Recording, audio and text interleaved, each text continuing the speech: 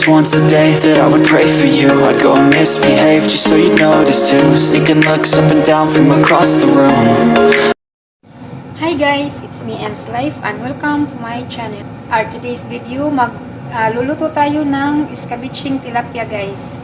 Nagpainit ako ng mantika sa kawali para iprito natin ang ating tilapia.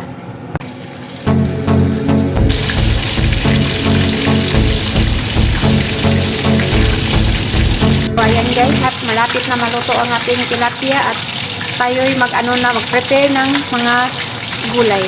At habang naghihintay tayo na maluto ang ating pritong tilapia, mag-prepare tayo ng ating gulay guys.